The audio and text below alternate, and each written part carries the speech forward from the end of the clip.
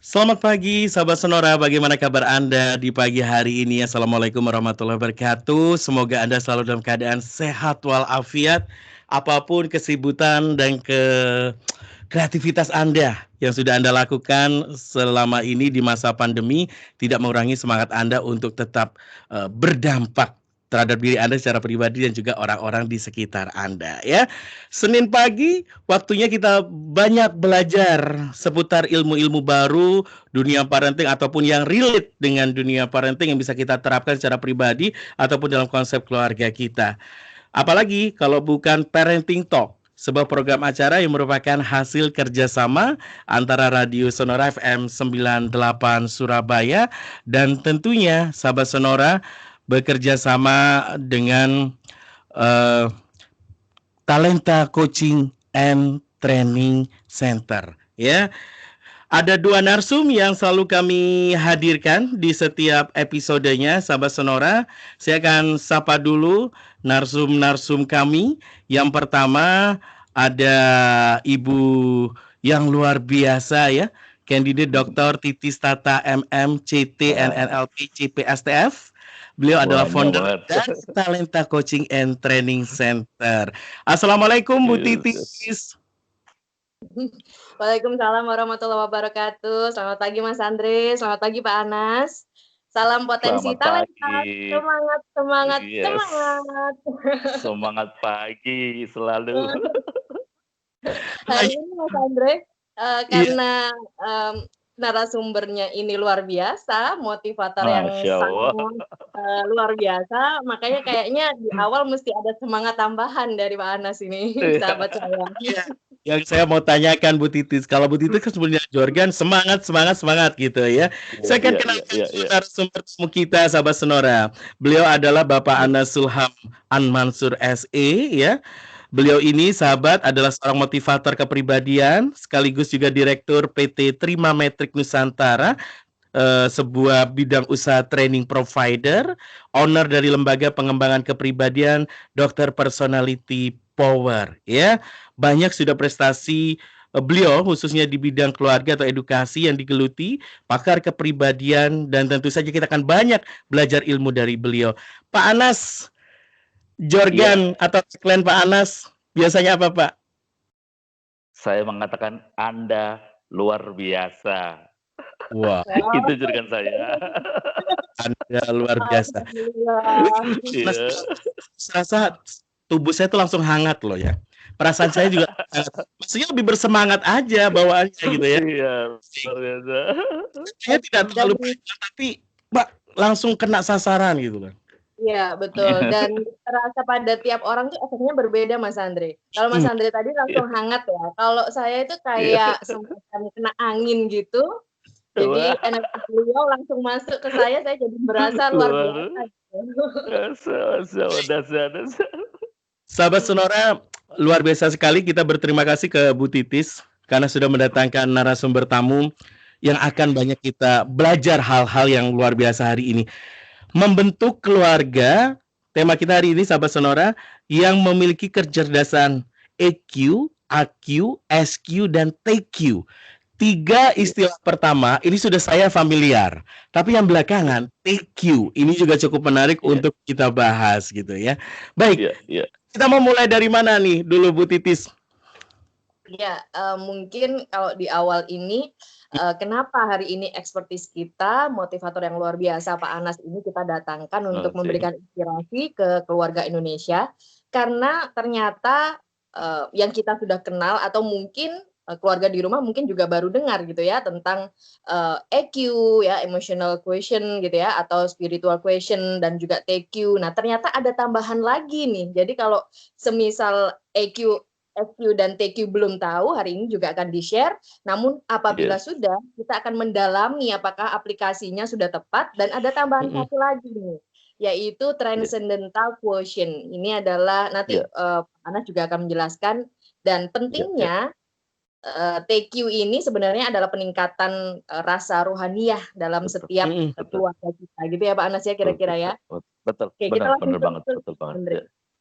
Baik. Nggak pakai lama, sahabat Sonora sudah nggak sabar juga nih Pak Anas. Sebelum kita belajar tentang istilah-istilah ini Pak Anas ya, Iya, poin yang saya ambil dari setelah saya baca materi yang jenengan share ke saya adalah iya. esensinya kita berbicara tentang kepribadian gitu ya. Poin Betul, utamanya betul, adalah masalah betul, kepribadian. betul, betul, Setiap orang itu penting ya Pak Anas untuk punya betul, betul, kepribadian. betul, betul. Monggo Pak Anas. Memang ya, kepribadian tuh ibaratnya kalau suatu, rumah itu lighting-nya, pencerahannya. Karena kalau rumah tanpa pencerahan maka terasa gelap, tidak mengasihkan. Ya, jadi Mhm, dalam diri kita seumpamanya kepribadian ini mampu atau memberi pencerahan pada diri kita, maka dalam kehidupan apapun kita bisa menerapkan dalam kondisi apapun. Dari mhm, kondisi susah, kondisi senang, kondisi bahagia, kondisi bermasalah. Kalau kepribadiannya ini kuat sekali, maka kita menghadapinya dengan tetap tenang sekali. Nah, mhm, inilah fungsi daripada pengembangan kepribadian. Nah, kepribadian yang paling utama memang connect-nya nanti ke TQ. Kenapa? Manusia pada intinya diciptakan oleh Tuhan. Jadi ada namanya kata hati, ada mhm, namanya fitur. Fitur yang Tuhan berikan di kata hati seperti kunci. Hati itu tuh kunci. Nah, mhm, kepribadian paling utama dalam kehidupan ini adalah hati kita ini. Kalau hati kita bersih, hati kita baik, hati kita kuat, koneknya ke Allah kuat, maka kehidupan ini rasanya indah sekali. Jadi mhm. kunci utama kepribadian adalah hati. Kalau hati sudah connect, hati sudah tepat tempat duduknya, hidup dan bersih, maka Anda dimanapun berada kehidupan kita akan nyaman, akan enak. Dikasih Allah apapun, akan tetap enak. Itulah kepribadian utama adalah hati dulu, kita betulkan hatinya. Itu intinya. Baik, baik. Sedemikian pentingnya kepribadian ini bagi setiap orang gitu ya. Karena memang Iya, kalau iya, diibaratkan tadi oleh Pak Anas, kalau rumah iya, gak ada lampunya, iya, gelap gulita. iya, Kita secara betul, fitrah tubuh ini adalah anggapannya rumah, fisik ini adalah rumah. betul, Tapi kalau nggak ada iya, kepribadiannya, juga apa ya dampaknya ya? Istilahnya kalau iya. terang ini kalau dalam konsep kehidupan manusia bisa digambarkan apa ya Pak Anas ya?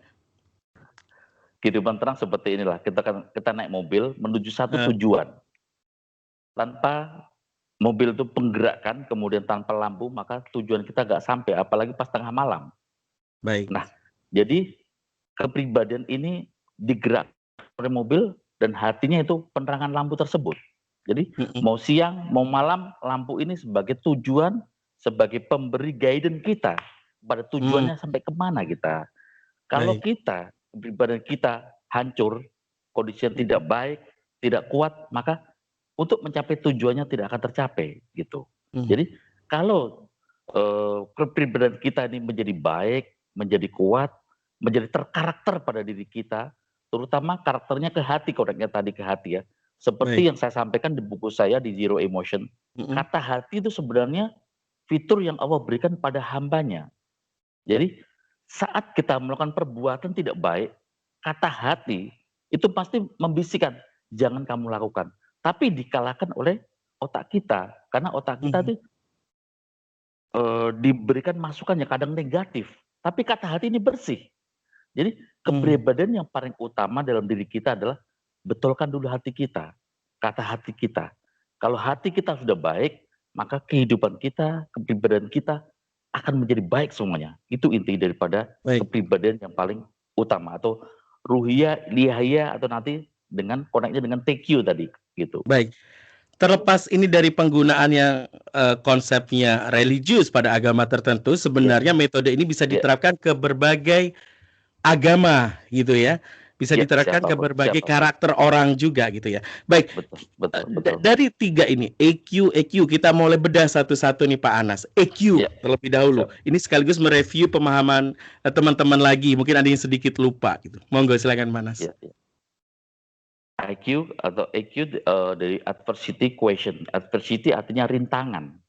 Jadi kecerdasan bagaimana seseorang mampu menghadapi rintangan, mampu menghadapi tantangan. Dah, atau bahasa lainnya survive question atau bagaimana kita bisa survive dalam kehidupan ini. Dan setiap Hmm, manusia sebenarnya ada kecerdasan tersebut. Jadi ada yang bisa karena diasah, ada yang tidak karena tidak diasah. Kenapa? Dari kecil pengaruhnya ini. Jadi IQ seseorang terutama anak kecil, adversity question ini pengaruhnya kuat sekali di waktu kecil. Bagaimana seseorang membiasakan anak tersebut bisa menghadapi rintangan. Contoh paling kecil aja. Semuanya ada waktu kita kecil anak jatuh, kemudian orang tua langsung diangkat. Ayo, ayo, ayo. Coba lihat orang-orang barat ya. Wake up, wake up, wake up. Diajarkan untuk dia berdiri sendiri. Itu secara tidak langsung kita mengajarkan bagaimana dia mandiri. Nah, di tempat kita biasanya waktu kecil, nggak mau makan disuapin. Kalau di tempat bule, diajarkan dulu how you can eat. Kemudian bagaimana melakukannya sendiri. Nah, ini hal kecil yang di dalam keluarga, itu kita mengajarkan cara mandiri, menghadapi rintangan. Nah, kalau dari kecil tidak diajarkan kecerdasan adversity tadi, maka pengaruhnya jadi waktu besar, dia menjadi manja, cepat mengeluh, dikalahkan oleh keadaan. Tapi dari kecil diajarkan bagaimana menghadapi rintangan, bagaimana mandiri, maka di besarnya dia akan bisa mengadaptasinya. Jadi inti daripada adversity question adalah bagaimana dari kecil kita diajarkan mandiri, diajarkan bisa survive, dan diajarkan berkarakter menghadapi rintangan dari orang tua tersebut. Jadi karakter dari orang tua pengaruhnya sangat kuat. Waktu bagaimana diajarkan dari waktu kecil, dari remaja dan lainnya. Nah, ini kebanyakan yang terjadi di negara kita, terutama yang membiasakan anak-anak menjadi lemah, anak-anak menjadi manja, karena dibiasakan semuanya serba ada. Padahal kalau kita ngikutin dari konteks orang luar negeri, ada salah satu seorang bilioner dunia, dia kaya raya, tapi ngajarkan anaknya naik pesawat pribadi. Bahkan di India, mengajarkan anaknya padahal kaya raya, tapi diajarkan bagaimana dia hidup mandiri tanpa dikasih uang sepeser pun. Nah, kenapa? Dia takut nanti anaknya kalau besar, semuanya serba ada dan semuanya serba memudahkan, maka dia besarnya tidak akan menjadi mandiri. Maka diajarkan cara-cara tersebut supaya dia bisa mandiri, seperti itu. Baik. Saya juga ingin tahu lebih lanjut nih sebelum saya ke Bu Titis ya. Kita ngebahas AQ dulu ini ya. Ya. Bentuk intervensi agar goal orang tua untuk memiliki anak yang ber-AQ bagus dengan melihat output perilaku berupa mandiri dan daya survive-nya oke. Betul. Setiap level usia ini apa bentuk intervensinya beda-beda, Pak Anas? Katakanlah masih balita dengan yang SD, SMP, SMA hingga dia remaja. Ya, yang beda-beda. Semuanya kita mulai dari SD ya. Cara simpel aja. Kita mulai dari SD membiasakan anak-anak mulai dari cara menyiapkan baju dari pagi, menyiapkan baju besok untuk apa saja, maka dikasih jadwal. Ini harus kamu lakukan. Jadi membiasakan terjadwal, tersistem. Makan jam berapa, sebelum mulai, kemudian belajarnya jam berapa, semuanya untuk kalangan muslim ngajinya jam berapa, sholatnya jam berapa. Ini secara langsung memberi jadwal kepada mereka membuat habits, good habits. Karena membangun habit ini pengaruhnya kuat ke survive tadi, ke kemandirian. Itu dari anak SD. Kemudian ke SMP, membiasakan anak jangan semuanya gadget ya. Gadget semuanya dikasih waktu jamnya. Boleh main game semuanya Sabtu Minggu hari libur. Kemudian jam berapa kalau tidak menggunakan, apa saja yang boleh, apa saja yang tidak boleh. Jadi peran orang tua ini sangat kuat. Kemudian anak-anak semuanya punya mobil sekalipun, kalau perlu seperti dulu saya lakukan. Saya dulu dikasih jadwal sama umi saya waktu kuliah ya. Ada mobil, tapi hari Senin boleh pakai mobil, hari Selasa naik angkot, hari Rabu naik sepeda motor, hari Kamis saya dikasih uang bagaimana kamu nebeng sama orang biar supaya kamu tahu. Bahkan seumpamanya pas hujan sekalipun, padahal jadwal saya naik mobil naik angkot, umi saya tidak mau tahu, tetap kamu lakukan. Ternyata setelah saya dewasa menyadari, oh ini ternyata orang ngajarkan umi saya. Ternyata saya diajarkan untuk mandiri. Jadi umi saya memberi jadwal saya ketat sekali. Dari Senin kuliah naik mobil, Selasa naik angkot, Rabu naik motor, hari Kamis harus gimana kamu bisa nebeng sama orang sampai sebegitunya. Tapi ternyata ini kuat sekali pengaruhnya kepada diri Baik. kita untuk mengajar menjadi mandiri gitu. Baik, Bu Titis, kita ngebahas masalah AQ dulu. Yang goal settingnya adalah kemandirian dan daya survive seseorang. Apakah intervensi keluarga yang lemah? Maksudnya begini, setiap orang ini kan terlahir pada dasarnya sudah punya AQ secara fitrah. Cuma terasanya lebih tajam atau enggak, itu kan ada faktor pengaruh gitu ya. Baik itu pergaulan, lingkungan keluarga, pola komunikasi. Nah, kalau di konteks keluarga, seberapa penting AQ ini harus dibelajarkan sejak dini pada anak-anak kita, Bu Titis? Iya. Oke, baik, terima kasih Mas Andre. Kalau bagaimana seorang anak mampu mempertahankan diri, seperti tadi Pak Anas juga menyampaikan, ternyata apa yang membentuk beliau saat ini seperti orang yang sangat luar biasa adalah didikan dari umi beliau gitu ya. Jadi ini sebenarnya kita bisa jadikan pattern, sahabat Sonora yang ada di rumah, bahwa terutama ibu, cara bagaimana kita menerapkan ini sangat penting karena outputnya seperti yang terlihat sekarang ya Pak Anas jadi seperti ini karena dibiasakan seperti itu. Nah, saya sangat tertarik dengan yang tadi disampaikan tentang pencerahan. Sebenarnya goalnya dari beberapa metode ini adalah setiap anak punya chip hati, kata Pak Anas tadi, yang akan berbunyi ketika nggak sinkron dengan apa yang sudah ditanamkan. Nah, esensinya sebenarnya itu, Mas Andre. Jadi kalau ngelakuin sesuatu yang nggak pernah diinstal sebelumnya atau diinstal bahwa itu adalah hal yang buruk, dia otomatis nggak suka melakukannya. Nah, itu sebenarnya yang menjadikan seseorang anak berkarakter kuat karena dia bisa menjaga dirinya. Nah, rahasia di balik itu adalah sebenarnya pencerahan dari dalam diri itu, kalau ini di luar konteks agama apapun, sudah dilakukan penelitian di Amerika bahwa itu 10⁻⁷00 hingga 10⁻⁹00 energi power yang akan mengeluarkan vibrasi positif untuk menarik hal-hal positif datang ke anak itu juga. Dan itu adalah level tertinggi dari cara vibrasi seseorang dikeluarkan, Mas Andre. Baik. Jadi sahabat Sonora yang ada di rumah, kalau kita menanyakan apa sih alasan anak kita harus sempurna dididik seperti itu, sangat penting karena begitu punya alarm itu, nggak usah ngapa-ngapain, hal-hal yang mendekat itu adalah hal yang baik karena dia juga mengeluarkan vibrasi yang paling kuat. Itu ada 10 vibrasi, mungkin kapan-kapan kita jadikan bahan materi. Vibrasi yang paling kuat adalah pencerahan ketika seseorang bisa murni hatinya.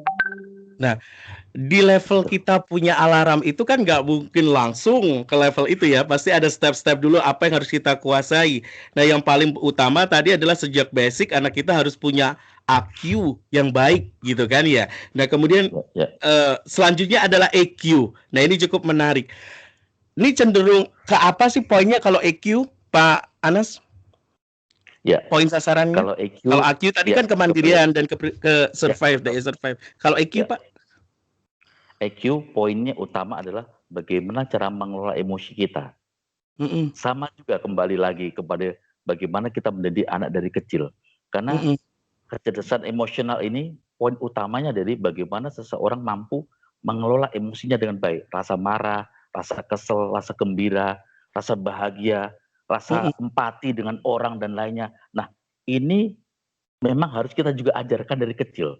Sebenarnya Allah tuh sudah menciptakan semua kecerdasan pada manusia.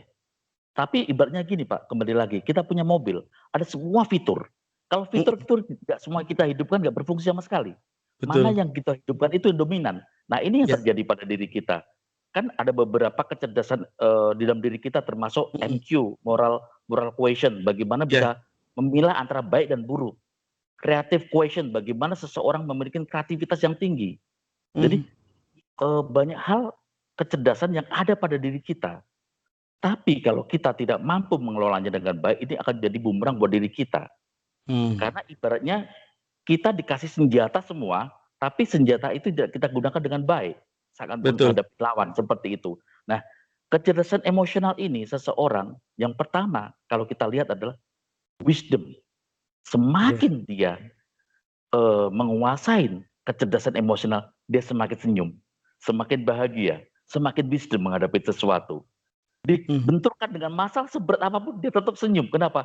Dia udah pada titik tadi seperti Ibu tadi katakan, enlightenment, pencerahan. Jadi seseorang yang mampu mengelola emosinya dengan baik, maka dia menghadapi kehidupan ini dengan bahagia. Dibenturkan masalah, alhamdulillah. Ada masalah, alhamdulillah. Tidak ada masalah, lebih alhamdulillah lagi. Kenapa? Aman berarti ya. Sudah tahu di mana poinnya dihidupkan kecerdasan emosional. Jadi seseorang kecerdasan emosional didominasi oleh rasa bahagia, rasa ketenangan, maka dia mampu menempatkan kehidupan lebih baik. Kembali lagi ke buku saya Zero Emotion. Ternyata ini pengalaman hidup saya selama beberapa tahun, kemudian pengalaman saya mendriver beberapa klien yang banyak sekali. Seseorang yang tenang menghadapi kehidupannya, tenang jiwanya, tenang berpikirnya, tenang konsep hidupnya, maka dijamin kesuksesan ada pada dirinya. Tapi tidak tenang, maka tingkat emosionalnya masih tinggi, berarti bisa dikatakan cacat kecerdasan emosionalnya, begitu. Baik, cukup menarik nih Pak Anas. Tadi kalau di bahasan AQ, bentuk intervensinya sangat mudah. Membuatkan pola, kemudian menyuruh, sehingga anak bisa mengambil input, output yang dari perilaku yang kita inginkan. Tapi kalau EQ ini kan sesuatu yang abstrak. Emosional itu kan sesuatu yang abstrak. Gimana ya cara melatihnya gitu? Saya juga nggak ada bayangan gamblang di pikiran saya gitu ya. Gimana Pak Anas? Sahabat Sonora yang luar biasa, sebenarnya mudah Pak. Karena Tuhan memberikan kita apapun pasti ada kuncinya. Nah, kunci untuk menenangkan emosional kita bagaimana supaya kecerdasan emosional sesuatu. Yang pertama, ajarkan anak jangan mudah buru-buru. Setiap menghadapi apapun harus terjadwal sebelumnya. Jadi semuanya punya PR. Hari ini mau berangkat, hari ini baru dikerjakan. Itu sifat buru-buru, itu udah menghasilkan kecerdasan emosional tidak baik. Karena dia maunya serba cepat. Yang kedua, segala sesuatu harus melalui proses. Orang yang biasa melalui proses, maka tingkat sabarnya itu tinggi. Nah, ini harus kita ajarkan dari anak-anak. Bagaimana semuanya dia pengen makanan. Waktu anak-anak kecil. Dikasih tahu, ini untuk menghasilkan mie instan aja prosesnya. Padahal instan. Cara membuatnya bagaimana, dia diajarkan. Jadi tahu prosesnya. Begitu dia tahu prosesnya, maka otak akan memprogram, oh seperti ini segala sesuatunya. Nah, makanya anak-anak sekarang ini semuanya maunya serba cepat, serba enak, serba mudah. Betul. Nah, makanya inilah kecerdasan emosional terjadi, maka mudah berantem, mudah kesel, mudah ngambek dan lainnya. Ini kecerdasan emosional paling bermasalah. Jadi sahabat-sahabat Sonora yang luar biasa, kalau mau menjadi baik, biasakan hadapi dengan ketenangan dulu. Saat mengambil keputusan dengan tenang, tenangkan pikiran, tenangkan jiwa, tenangkan emosionalnya, maka apapun keputusan yang kita ambil pasti yang terbaik. Begitu. Dan sekali lagi ini tidak instan, butuh latihan yang telaten, dan bagaimanapun juga orang tua adalah contoh nyata bagi si anak saat menyuruh. Ya, jangan sampai Anda menyuruh anak-anak sabar ya, Nak, tapi Anda secara pribadi nggak sabaran gitu ya. Tipikal orangnya juga nggak oke jadinya. Bu Titis, fenomenanya sekarang generasi milenial dicap atau dilabeli sebagai generasi yang kurang sabar. Pingin serba instan mencapai kesuksesan, nggak mau mengikuti prosedur yang lama dan terlalu ribet. Nah, ini bagaimana, Bu? Di sisi lain, emosional kecerdasan emosional atau EQ ini penting, tetapi fenomenanya sekarang justru begitu, khususnya di kalangan pekerja milenial, anak-anak milenial, Bu Titis. Iya, kalau tadi Pak Anas menyampaikan bahwa butuh planning, nah yang paling cocok mungkin untuk yang diterapkan untuk anak-anak saat ini adalah planning jangka pendek, Mas. Karena ya sekarang semuanya serba instan. Kalau ada dua opsi sebenarnya. Risk taker gitu ya, pengambil resiko, karena semakin cepat juga akan, misalnya taruhlah gini, anak-anak ini yang strata SMP atau di bawah 30 tahun nih ya, dia ngomong ke orang tuanya, aku butuh modal dong Ma, gitu. Untuk bikin online market misalnya. Sekarang di bawah 30 omsetnya udah puluhan ratusan juta. Nah, kalau mau ngambil kesempatan itu bisa jadi cuma dua, bisa jadi untung atau buntung. Betul. Yang kedua adalah plan. Sehingga kita kalau sebagai orang tua menghadapi case anak yang minta modal usaha, kita pilih yang nomor 2, plan. Tapi mereka pasti akan bilang gini, waduh Ma, ini kesempatan nggak datang 2 kali. Memang kesempatan nggak datang 2 kali, tapi kasih waktu 1-2 hari, kamu bikin plan, sodorkan ke mama, pendek aja. Kamu mau apakan modal ini? Nah, itu akan membuat dia seperti tadi sebenarnya masuk ke dalam rumus yang disampaikan Pak Anas, memplanning. Karena dengan sedikit mengulur waktu, nggak usah terlalu lama-lama, 1-2 hari, emosinya turun Mas Andre. Tingkat buru-burunya itu, yang tadi nggak cerdas emosionalnya, dia akan turun. Karena dalam 1-2 hari mood-nya berubah. Pikirannya jadi tenang.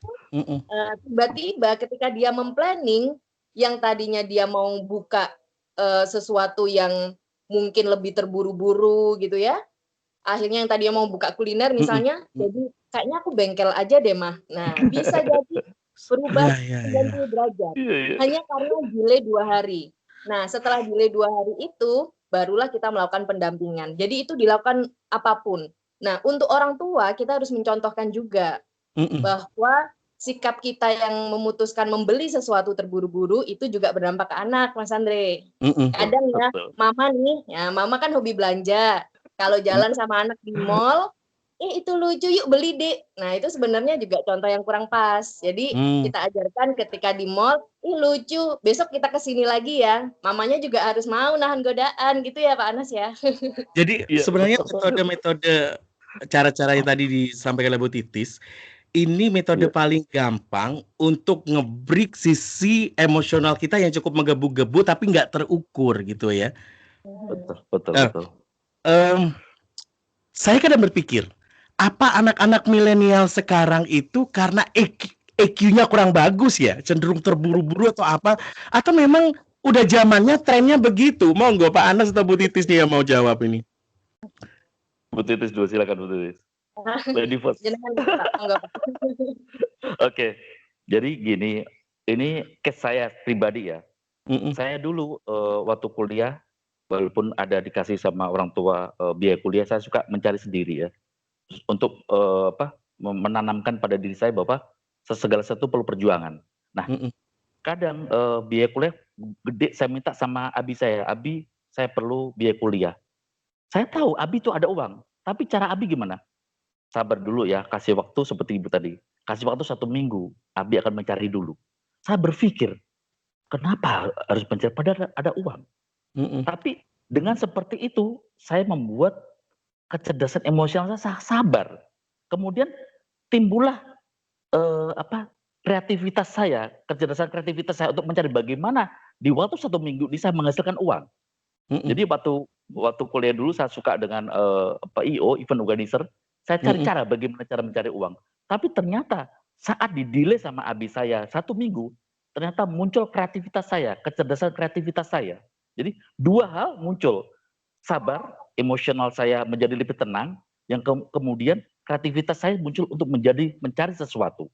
Nah, untuk kalangan milenial sekarang, ada 2 kepribadian kita, dirubah atau diubah dengan keadaan. Nah, kalau orang yang mampu diubah dengan keadaan, artinya karakter pribadi tidak kuat, mudah terpengaruh oleh orang luar. Berarti kita mudah diberi warna sama orang luar. Tapi orang yang berpribadian kuat, berkarakter kuat, mampu memberi warna pada orang. Nah, ini yang harus kita tanamkan pada anak milenial sekarang. Bagaimana mengkarakter dirinya, membangun karakter lebih kuat agar mampu dirinya memberi warna kebaikan pada orang, mengajak kebaikan pada orang. Tapi kalau karakternya lemah, maka kecerdasan emosional juga lemah. Maka mudah dipengaruhi orang dan mudah diberi warna sama orang. Nah, kembali lagi pada diri kita, mampukah peran keluarga ini mengkanter, mendidik anak, dan membangun generasi milenial sekarang menjadi lebih baik. Jadi pengaruh keluarga sangat kuat, pengaruh diri juga kuat, pengaruh lingkungan juga kuat. Begitu sahabat-sahabat Sonora yang luar biasa. Mau menambahkan silakan Bu Titis. Ya, mungkin pola asuhnya berbeda ya. Kalau Umi sama Ya. abinya Pak Anas mungkin Ya. wow, orang tua yang sangat sempurna gitu ya. Kalau mama Konsep saya ideal lah. kalau ayah dan mama saya itu cenderung memberikan semuanya. Jadi demokratis Wah. pola asuhnya seperti Iya, itu iya, ya. iya. Jadi Iya, iya. akhirnya saya juga melihat ke dalam diri saya, kesabarannya kurang, nggak Iya. sesabar Pak Anas gitu. Mm. Sehingga ketika sampai dewasa pun saya terbentuk menjadi seseorang yang pengambil resiko. Jadi terlalu Iya, cepat iya. memutuskan sesuatu gitu ya. Iya, iya. Tapi pola asuh yang seperti ini itu bagusnya adalah bertanggung jawab. Anak jadi bertanggung Iya. jawab mengelola keuangan sendiri. Karena terbiasa mengelola keuangan sendiri. Nah, balancing-nya kayak apa nih? Misalnya orang tua yang ada di rumah, saya kayaknya tipikal yang memberikan kebebasan kepada anak mengelola keuangan sendiri. Jadi tidak melakukan proses delay gitu ya. Nah, itu nanti anak akan mendapatkan pelajaran dari pengalamannya. Jadi setelah kepentok beberapa kali gitu. Setelah uji coba berkali-kali akhirnya saya paham, oh iya ternyata saya memang harus bersabar gitu. Jadi pengalaman bisa didapatkan dari mana saja, dari pola asuh yang sempurna ataukah anak itu mendapatkan pengalaman dari pengaturannya dia sendiri gitu. Jadi sejak SMP karena saya SMP dan SMA atau ketika sekolah itu saya sudah mengatur keuangan sendiri, paham saya, oh ternyata saya nggak boleh terlalu ini gitu. Jadi tapi alangkah lebih baiknya sih orang tua memberikan edukasi yang tepat ya. Iya. Tapi ada satu benang merah yang sama. Kreativitas muncul dengan pola sabar ataupun juga taking risk dengan pola basic on pengalaman gitu ya. Tetap titik benang merahnya adalah kreativitas itu muncul untuk menjadi solusi masalah yang dihadapi oleh masing-masing karakter ini gitu ya. Ya, baik. Betul. Iya. Kenapa Ibu? Kebijaksanaan kalau Pak Anas tadi bilang kebijaksanaan beliau muncul dari kesabaran. Nah, saya dari pengalaman gitu. Iya, betul. Sahabat Sonora, ini semakin menarik obrolan kita ya. Hari ini kita ngebahas tentang membentuk keluarga yang memiliki kecerdasan AQ, EQ, SQ, dan TQ. Dua poin yang pertama, EQ dan EQ sudah kita bahas. Nanti di segmen selanjutnya SQ dan TQ kita akan bedah. Dan dari 4 elemen ini ujung-ujungnya mau kemana? Mau kita relatekan satu dengan yang lain? Bagaimana? Nanti akan melengkapi perjalanan perbincangan kita selama 1 jam ke depan ini. Jadi jangan kemana-mana. Eman sekali kalau Anda sampai pindah gelombang radio karena banyak ilmu yang kita dapatkan di sini. Tetaplah di Parenting Talk. Kita akan kembali lagi setelah yang satu ini. 98,0 Radio Sonora Surabaya, sahabat keluarga. Terima kasih sahabat, Anda masih di program acara Parenting Talk, hasil kerjasama Radio Sonora FM 98 Surabaya dengan Talenta Coaching and Training Center. Masih ada 2 pembicara hebat yang hadir di episode kali ini ya. Ada Ibu Titis Tatasari, beliau adalah founder dari Talenta Coaching and Training Center. Kemudian juga ada Bapak Anas Sulham Al-Mansur, beliau adalah seorang motivator yang luar biasa, pakar kepribadian juga. Baik, sahabat Sonora, di segmen pertama tadi kita sudah membahas tentang EQ yang poinnya atau goal settingnya adalah kemandirian dan juga daya survive. Kemudian adalah EQ, kemampuan bersabar atau memiliki kecerdasan emosional. Tadi juga sempat dibahas kenapa anak milenial sekarang ini cenderung gerusa-gerusu. Sebenarnya ada pola break atau pola intervensi yang cukup mudah dilakukan oleh setiap orang tua agar anak ini bisa melatih kesabarannya. Berikan kesempatan anak untuk ngeplan atau berikan anak juga kebebasan, tetapi nilai tanggung jawabnya itu yang harus diperkuat. Gitu ya. Baik, kita sekarang masuk ke segmen SQ. Nah, ini cukup menarik. Monggo, Pak Anas. Iya. Baik. SQ dari kata spirit atau spiritual, artinya jiwa atau roh kita. Konsep utama daripada kecerdasan spiritual adalah jiwa yang bersih. Kenapa? Kita diciptakan oleh Tuhan. Saat kita memiliki jiwa yang bersih, maka kita melakukan segala sesuatu bisa memilah antara baik dan buruknya. Jadi kecerdasan spiritual ini adalah bagaimana kita menempatkan diri kita pada tanggung jawab kehidupan kita yang menuju jalan yang baik. Dan sama juga tadi menghadapi masalah, menghadapi rintangan, menuju jalan tujuan yang diinginkan. Tapi konteks daripada spiritual ini adalah bagaimana memudahkan jiwa kita menjadi pribadi yang baik. Itu inti daripada spiritual. Jadi connect utamanya ada kepada Tuhan, tapi nanti connect-nya setelah ditingkatkan jadi pada TQ tadi gitu. Jadi saat jiwa kita bersih, spiritual kita bersih, mampu melakukan hal baik dalam kehidupan ini, maka kontaknya nanti adalah kepada lebih khusus lagi kepada TQ. Jadi SQ ini bagaimana kita mengelola jiwa, mengelola pribadi kita yang baik agar kehidupan kita mencapai tujuan seperti apa yang kita harapkan. Jadi koneknya seperti itu. Kembali lagi juga ada, karena SQ ini juga pengembangan daripada IQ dan EQ juga. Jadi dikonekkan kepada SQ. Jadi kalau EQ juga udah baik, cara berpikir kita baik, emosional kita baik, maka jiwa kita jadi baik, SQ kita jadi baik. Jadi saat orang-orang mampu memurnikan jiwanya, termasuk kesadaran ada di SQ sini, awareness-nya. Ada orang yang sadar dengan dirinya, ada yang tidak sadar dengan dirinya. Kenapa? Tidak sadar, maka orang berbuat jahat, orang berbuat tidak baik. Kenapa? Dia tidak menyadari dirinya. Hatinya sedang tidak berkundah, hatinya tidak bersih, jiwanya sedang bermasalah. Maka dia memunculkan perbuatan yang tidak baik. Tapi kalau hatinya baik, kesadarannya tinggi, maka dia dalam menjalankan kehidupan ini dipastikan akan mencapai kebaikan. Itu dari poin daripada SQ. Begitu, sahabat-sahabatku yang luar biasa, Sonora. SQ ini kalau bosnya saya bahasakan secara sederhana, goal settingnya adalah kesadaran normatif, betul tidak? Ya, kesadaran normatif gitu ya, khususnya dengan kebaikan-kebaikan, nilai-nilai baik yang ada dalam agama kita gitu ya. Bagaimana kita bisa mempelajarinya, memahaminya, kemudian menerapkannya menjadi output sebuah perilaku gitu kan. Bu Titis, SQ ya. Saya juga masih abstrak nih sama dengan EQ. Terus terang ya, kalau EQ bentuk intervensinya gampang, EQ, AQ juga gampang, SQ saya bayangkan, waduh, ini abstrak juga nih, bentuk intervensinya apa gitu ya, bentuk pelatihannya apa gitu ya. Monggo bisa menambahkan Bu Titis. Ya, kalau SQ sepertinya yang paling jago Pak Anas ya. Pak Anas ya.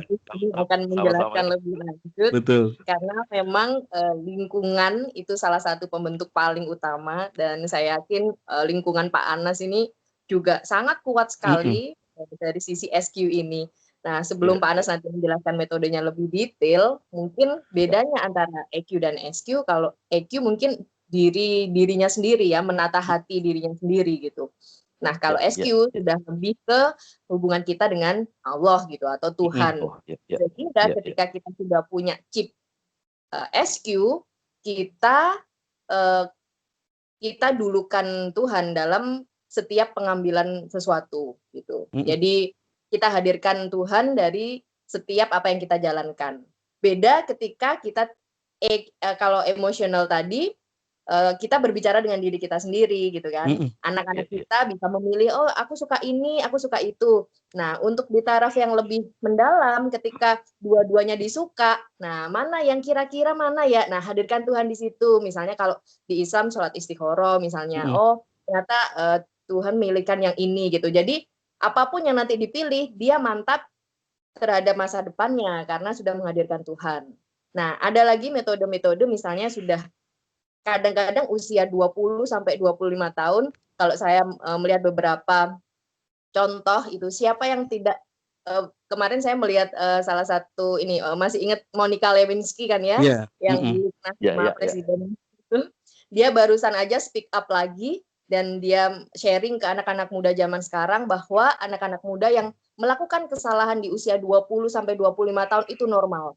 Dan dia menyatakan bahwa kesalahan terbesar dia di usia itu, yang dia lakukan waktu itu bisa terjadi ke semua anak-anak muda. Sehingga jangan membuat itu menjadi pengiyaan untuk misalnya bunuh diri, atau setelah lewat 25 tahun masa depan amburadul dan lain-lain. Nah, sebenarnya pengakuan seperti ini itu adalah kenapa dia baru speak up sekarang. mungkin dia baru selesai nih stabilnya dalam kurun 1 dekade ini, baru dia dapat hikmah dari situ. Nah, hikmah ini adalah spiritual question ini menurut saya ya. Jadi ketika kita udah menenangkan diri dengan emosional kita serahkan sama Tuhan dan akhirnya ada hikmah, nah baru itu kita dapetin SQ-nya.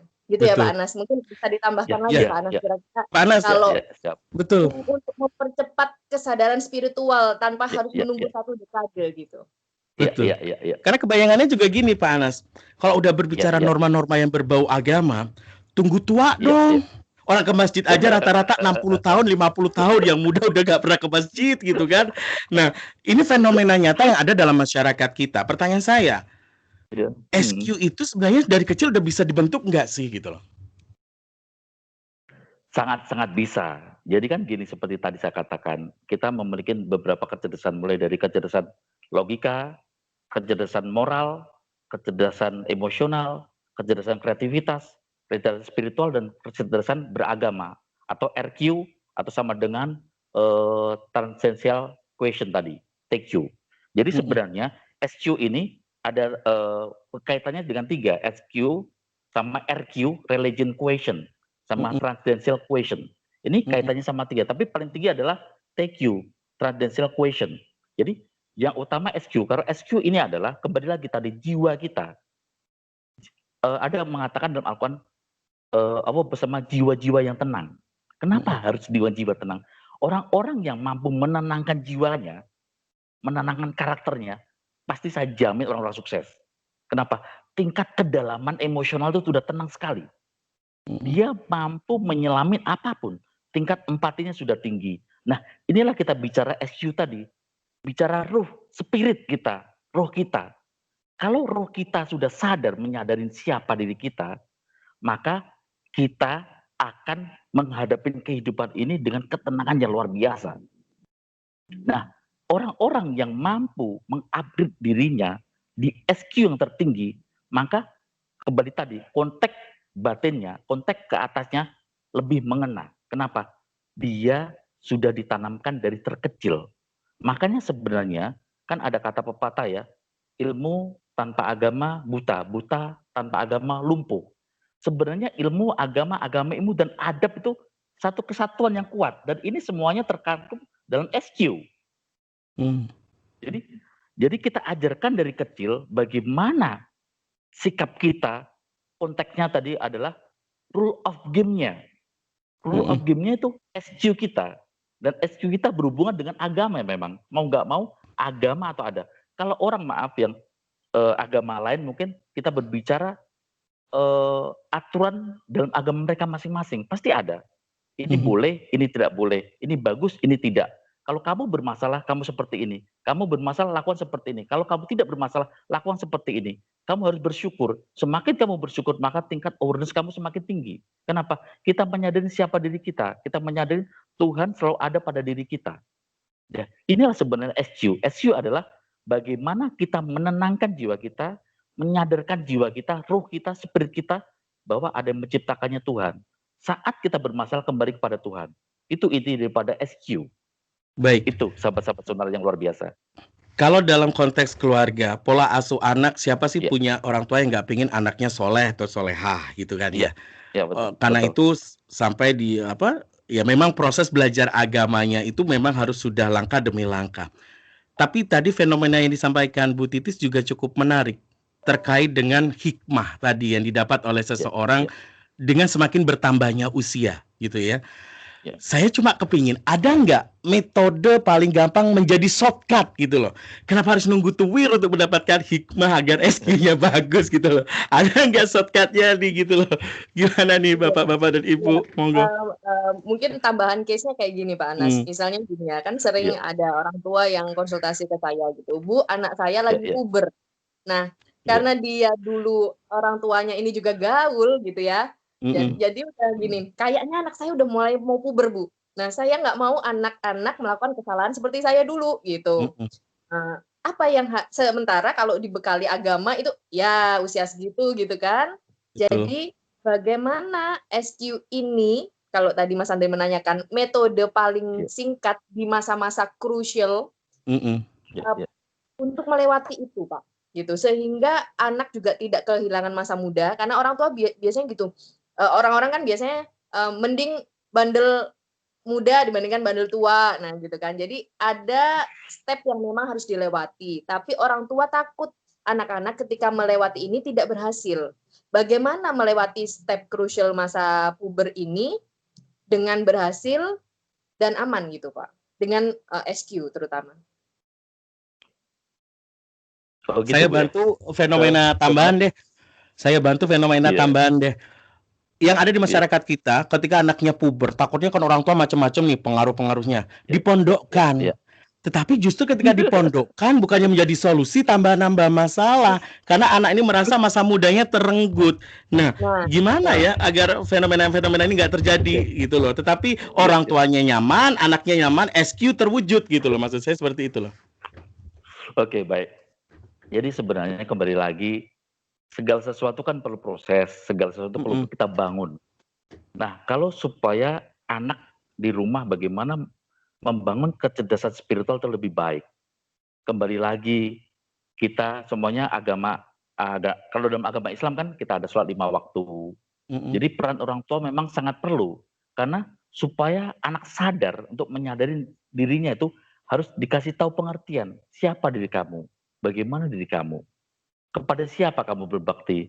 Kepada siapa kamu harus kebaik pada orang, kebaik kepada keluarga dan lainnya.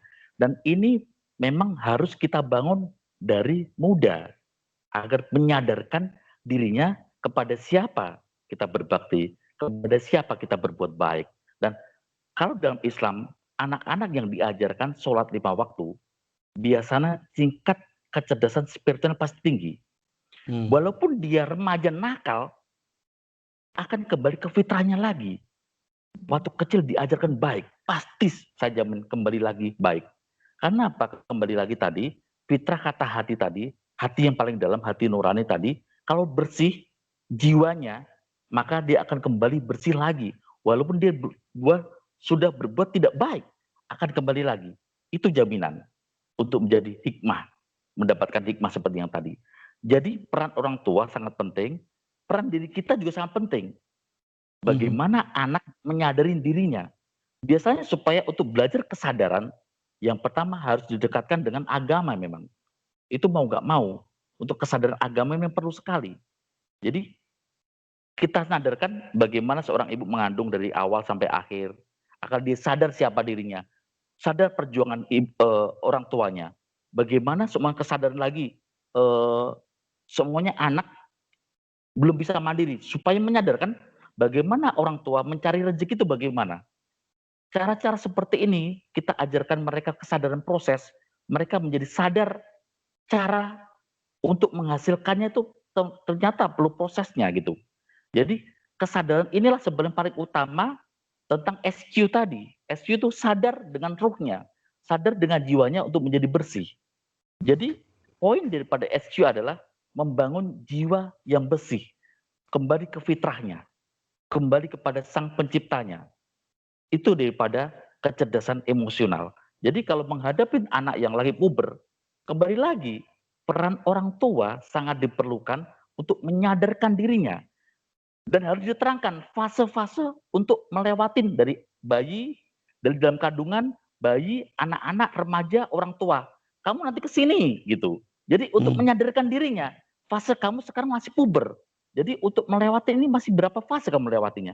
Jadi menyadarkan dengan menggambarkan kepada dia proses menuju fase kehidupannya. Baik. Saat anak kita diajarkan fase kehidupannya, maka dia menyadari kesadaran tentang dirinya, ruhnya. Berarti saya harus ternyata jiwa yang bersih kembali kepada Tuhan. Itu daripada konsep, daripada spiritual question, sahabat-sahabatku yang luar biasa dari Sonora. Baik. Poinnya adalah titik kesadaran itu bisa terwujud kalau pemahaman dan pengetahuan itu juga diberikan kepada orang ini gitu ya. Sehingga dia mendapatkan gambaran resiko apa yang akan dihadapi kalau dia nanti mengambil hal-hal yang tidak normatif sesuai dengan apa yang menjadi harapan dari SQ. Saya tadi belum terjawab pertanyaan saya. Fenomena anak remaja nakal, Oke. dipondokin. Ya. Harapannya orang tuanya Ya, nggak oke. nakal, mondok pesantren. Ya. Tapi kok justru Ya. parah setelah di pondok pesantren. Pikiran saya gini, pengaruh itu kan katakanlah kita mau mencapai EQ, AQ, SQ, Ya, itu ya, ada ya, dua faktor. ya, Dari diri pribadi ya. dan juga dari faktor lingkungan. Betul, Nah, ini betul sekali. pesantrennya lingkungannya udah bagus nih, gitu ya. Tetapi kok anak masih beling, bahasa sederhananya gitu loh. Kenapa ya Pak Anas ya? Jadi kalau saya putuskan orang tua itu menurut saya salah malah ya. Jadi sebelum mengambil keputusan, dia sudah sadar dengan dirinya belum? Kalau anak nakal itu sebenarnya tidak sadar dengan siapa dirinya, maka untuk menyadarkan memang tadi perlu diterangkan fase kamu ada di mana. Kamu dalam masa bayi seperti ini, masa remaja seperti ini, masa puber seperti ini, masa dewasa seperti ini, masa tua seperti ini. Jadi kalau kamu mau mencapai masa tua seperti ini yang menjadi baik, maka sadarkan dirimu, kamu harus jadi baik mulai dari sekarang. Itu memang harus direpetisi, diulang-ulang terus. Jadi kesadaran itu memang perlu sekali. Ini maaf ya, mungkin kalau Bapak tadi katakan, itu pengalaman pribadi saya dulu, waktu saya Badung. Jadi karena saya Badung, saya dimasuk, habis saya kebetulan Ustadz, saya dimasukkanlah pesantren. Karena saya nggak tahan, saya lari keluar dari Ustadz, jadi nggak sampai 1 tahun. Jadi dari hati ya, kesadaran saya tumbuh. ya. Iya, kesadaran saya tumbuh pas saya tua. Kenapa? Nggak dari dulu ya saya. Itu ternyata, tapi better late than never, daripada terlambat. Lebih baik terlambat lah daripada tidak sama sekali. Saya menyadari saat waktu saya tua ini. Saya nyesel setelah orang tua saya meninggal. Orang tua saya nggak ada. Kenapa nggak dari dulu saya jadi ustadz yang luar biasa nih. Akhirnya inilah bentuk penebusan rasa saya menjadi motivator, berbagi dengan cara saya. Itulah kesadaran saya timbul saat saya mulai banyak belajar, bertemu dengan orang-orang. Ternyata pengaruh lingkungan juga kuat tadi. Tapi sebelum pengaruh lingkungan kuat, sadarkan diri sendiri dulu. Kesadaran akan timbul, ada banyak cara. Yang pertama, membiasakan diberi nasihat dengan baik. Yang kedua, selalu belajar, mengupgrade skill-nya, mengupgrade knowledge lah, terutama ilmu pengetahuan. Kemudian mengupgrade agamanya. Saat kita 3 itu kita upgrade, maka kesadaran dirinya semakin tumbuh. Jadi inilah sebenarnya kecerdasan spiritual. Jadi kontaknya dengan kesadaran ruhnya, kesadaran jiwanya. Kalau seseorang sadar, maka saya pastikan dia akan menuju jalan kebaikan dan dia akan menuju kebersihan. Itu intinya. Kalau silakan Bu Titis. Kalau kembali lagi ke pengalaman Pak Anas waktu di pondokan terus kabur itu ya Pak.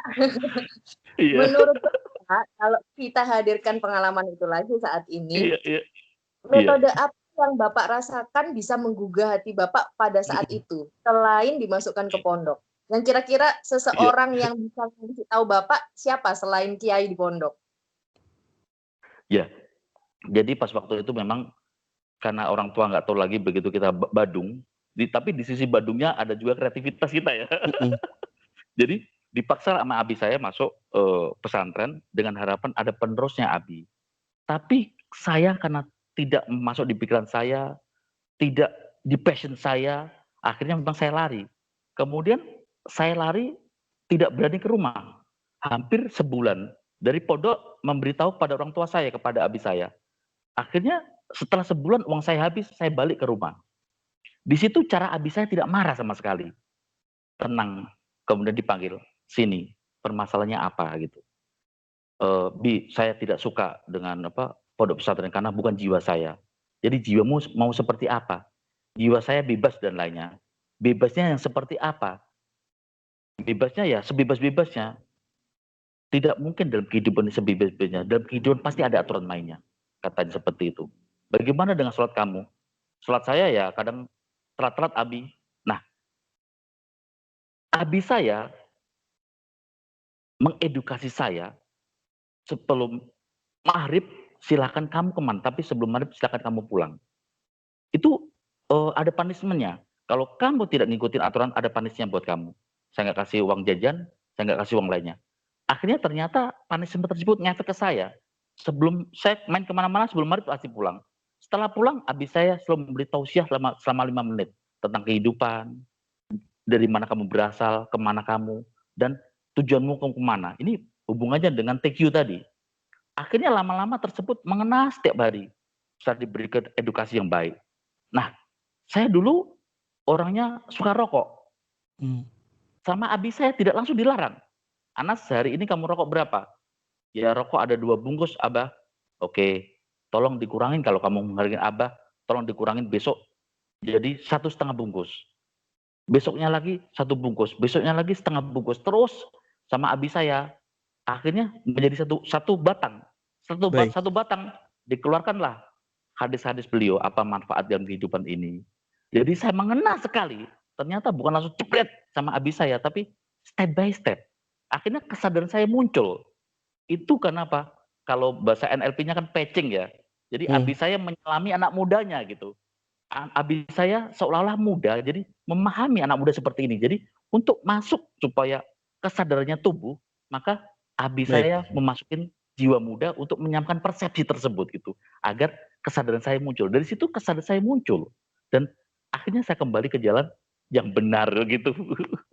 Cukup menarik, titik kesadaran anak sebenarnya bisa terwujud ketika Ya, mekanisme dealing, pola asuh antara ya, orang tua dengan anak itu berjalan, komunikasi ya, yang efektif antara anak berjalan, dan tidak ada daya paksa dari orang tua, tetapi orang tua menjadi agen solutif terhadap permasalahan anak. Seperti itu kira-kira ya. betul. Baik, waktu Ya, kita tidak betul. banyak lagi.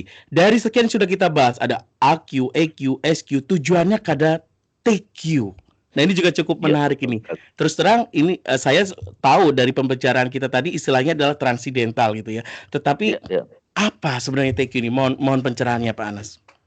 ya, baik. Transcendent question adalah orang-orang yang bersandar memang total kepada agama. Jadi sandarannya agama. Jadi siapa saya diciptakan di bumi ini? Siapa saya? Mau kemana? Untuk apa? Dan akhir tujuan saya kemana? Jadi poinnya itu dulu. Kalau sudah tahu itu, maka kesadaran kita beragama itu menjadi tinggi. Jadi TQ ini konsepnya adalah segala sesuatu akan kembali kepada agamanya sebagai rule of game dalam kehidupan ini. Jadi kalau konsep saya katakan adalah Allah dulu, Allah lagi, Allah terus. Kalau siapapun agamanya sama intinya, Tuhan dulu, Tuhan lagi, Tuhan terus. Apapun konsepnya, mau ngapain, mau bermasalah kehidupannya, mau tidak bermasalah, konsepnya terus bersandar ke agama, ngikutin aturan agama. Jadi poin daripada TQ adalah sandarkan hidupmu pada rule of game agama. Contohnya gini, siapapun kita mau main sepak bola, maka saat main sepak bola ada rule of game, mau presiden, mau menteri, mau siapapun. Kalau bola kena tangan maka kena handsball, penalti. Kalau kita melanggar kena kartu merah. Jadi inti daripada permainan bola ada rule of game-nya. Begitu juga TQ ini. TQ adalah rule of game-nya agama. Kalau Anda bermasalah, kembali ke agama Anda. Kalau Anda mau hidup baik, kembali ke agama Anda. Kalau Anda mau hidup nyaman, kembali ke agama Anda. Kalau Anda bermasalah dengan hidup Anda, kembali ke agama Anda. Itu inti daripada TQ, sahabat-sahabatku yang luar biasa daripada Sonora. Baik, TQ, Bu Titis. Ini adalah esensi dari semua kemampuan yang kita punya, gitu ya. Ujung-ujungnya ini punya tingkat TQ yang oke lah, bahasa sederhananya gitu ya. Kalau usia dewasa sudah bisa mengambil keputusan sendiri, cenderung gampang untuk menerapkan TQ. Bagaimana untuk anak-anak yang masih belum punya kekuatan untuk mengambil keputusan sendiri? Bagaimana, Bu Titis? Apakah TQ-nya udah bisa kebentuk sejak dini? Gitu? Iya, mungkin ilustrasinya adalah kalau yang saya dapat dari kejadian saya yang kemarin, ketika ilustrasinya adalah sebuah cangkir kopi, Mas Andre. Jadi kalau tadi Pak Anas bilang menyampaikan bahwa kita harus merasakan ya transcendence, artinya kita sadar siapa diri kita, kemana tujuan kita. Nah, misalnya gini ya ilustrasinya, minum kopi, anak kita kita minta untuk minum kopi langsung aja gitu ya, minum dong kopinya mama gitu. Nah, kita kasih kopinya pahit. Apa yang akan dilakukan anak itu? Dia akan memuntahkannya, gitu ya. Nah, ilustrasi kedua adalah ketika seorang orang tua sudah menanamkan tadi step-stepnya sampai dia ada di TQ.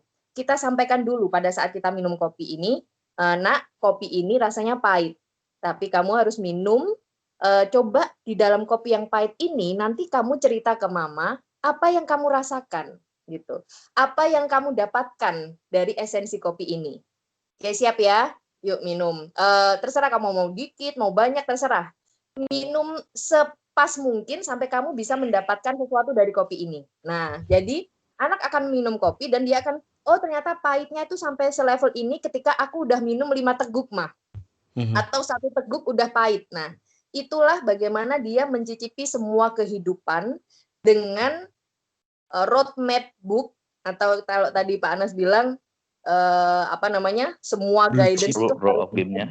Iya, harus sudah dijelaskan di awal. Nah, itu makanya di asosiasi ini sebelum Pak Anas nanti membuat konklusi, mungkin saran kepada seluruh pendengar Sonora adalah sebagai orang tua jangan lelah untuk memberikan guidance dari pengalaman kita. Betul.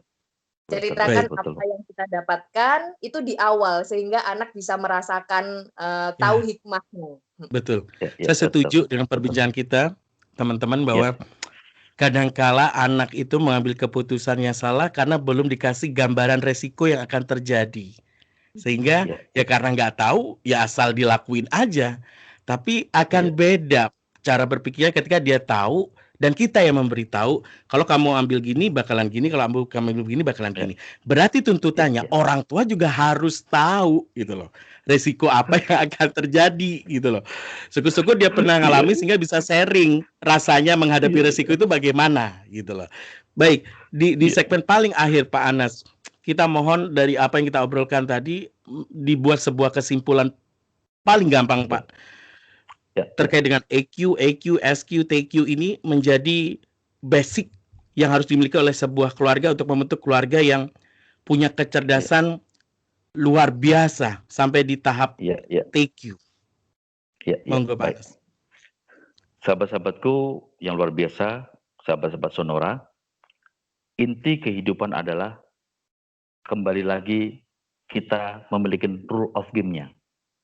Karena rule of game itulah yang mengguide kita salah benar, benar dan tak salah. Memang kadang anak-anak melakukan kesalahan seperti tadi dikatakan, untuk menjadi benar memang pernah kita melakukan kesalahan. Jadi keputusan benar ternyata lahir dari keputusan yang salah. Setelah salah ternyata kita mengambil keputusan yang benar. Jadi kita harus membiasakan dalam rumah tangga, keluarga, rule of game-nya bagaimana dalam keluarga. Kalau rule of game-nya kita mengacu pada EQ seperti ini, SQ seperti ini, AQ seperti ini, TQ seperti ini. Tapi kembali lagi adalah rule of game-nya ke hasil akhir hulunya adalah ke TQ.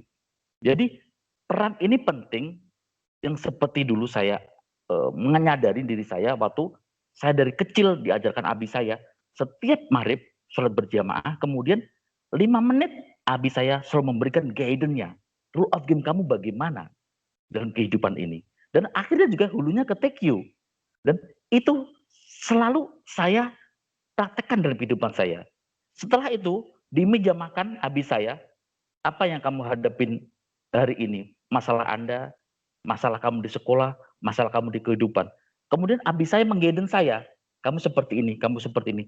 Hulunya lagi ke TQ lagi. Kalau menurut agama seperti ini, kamu tidak boleh. Ini yang boleh. Dan itu berlangsung lama dalam kehidupan saya. Dan itu terkarakter pada diri saya sampai sekarang. Dan saya terapkan pada keluarga saya. Dan alhamdulillah, ini role model yang bagus.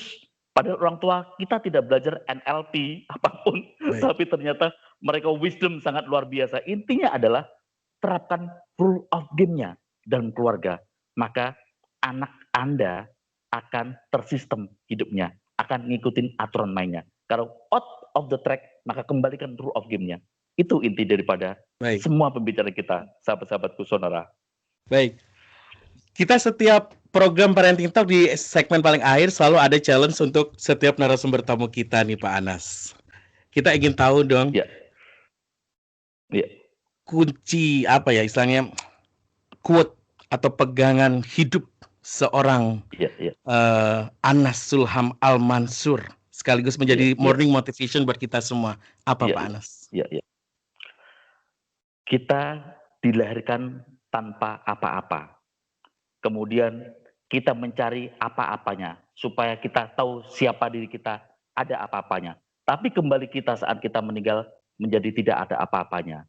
Jadinya kita ini tidak ada apa-apanya tanpa kita melibatkan Tuhan dalam kehidupan apapun. Libatkan Tuhan dalam kehidupan apapun, maka hidup kita akan selamat dunia dan akhirat. Itu sahabat-sahabatku, saudara yang luar biasa. Luar biasa ya.